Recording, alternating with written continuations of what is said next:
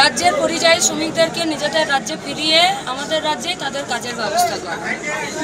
গোটা মুর্শিদাবাদ সহ আমাদের রাজ্যের সমস্ত সম্পদকে ব্যবহার করে বেকারদের হাতে কাজ তুলে দেওয়ার জন্য তাকে ব্যবস্থা করা এবং যে দুর্নীতি এবং দুষ্কৃতি রাজকে পশ্চিমবঙ্গের তৃণমূল কংগ্রেসের সরকার পুলিশের ছাতার তলায় দাঁড়িয়ে কায়েম রাখতে চাইছে এবং তার মাথায় যে বিজেপি ছাতা ধরেছে এবং ধর্মকে সামনে রেখে গোটা মুর্শিদাবাদ সহ পশ্চিমবঙ্গে প্রতিদিন দাঙ্গা করার প্ল্যান করাচ্ছে মানুষকে ভাগ করে দেওয়ার চক্রান্তের বিরুদ্ধে, তার বিরুদ্ধেই স্থায়ী এবং স্থায়ী কাজ ও নিরাপত্তার দাবিতে ডিওয়াইএফআই এর 20তম রাজ্য সম্মেলন পশ্চিমবঙ্গ রাজ্যে 21 থেকে 23 জুন অনুষ্ঠিত হবে। গোটা রাজ্য জুড়ে কর্মসূচি চলছে, লালগোলাতেও আজকে আমরা সেই একই কারণে উপস্থিত হয়েছি।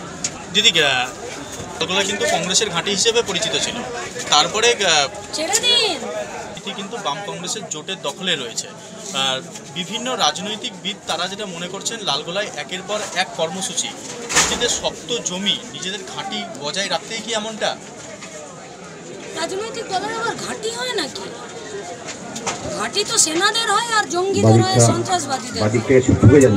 মানুষের জোট, আমরা বলেছিলাম যে চোরেদের পঞ্চায়েতকে, দুর্নীতির পঞ্চায়েতকে, ঘুঘুর বাসা পঞ্চায়েতকে মানুষের পঞ্চায়েত তৈরি করতে হবে। আজকে যে বীরভূমে যেটা দেখা যাচ্ছে যে অনুব্রত মণ্ডল যে মানে আইসির সঙ্গে করছে, আপনাদের কালীনও কি এইরকম ছিল বা এই বিষয়ে কি বলবেন?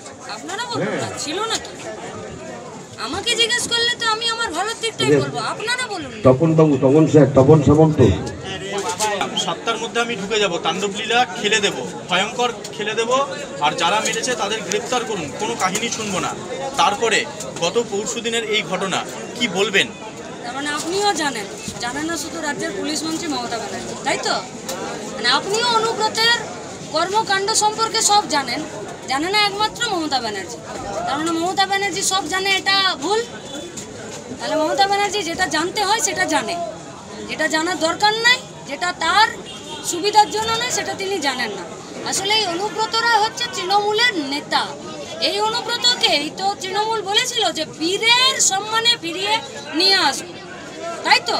তাহলে পুলিশকে আক্রমণকারী, মানুষকে মারধর করা, দিয়াল লটারিতে কোটি কোটি টাকা কামানো, গরু চুরিতে চোরের তকমা পাওয়া, তিহার জেল খেটে আসা, এরা যদি ওদের বীর হয়, আপনাদের মাধ্যমে গোটা রাজ্যের মানুষকে আমরা সিদ্ধান্ত নিতে অনুরোধ জানাবো যে বীরেদের দলকে চান নাকি বামপন্থীদেরকে চান।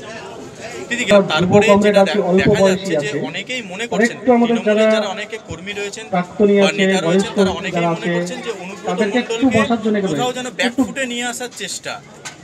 একটু তাদের বসার ব্যবস্থা করে দিবেন। আমরা যারা যুব আছি কমরেড, একটু বয়স্কদের বসার ব্যবস্থা করে দেব। গ্রামের 100 দিনের কাজের কি লাভ?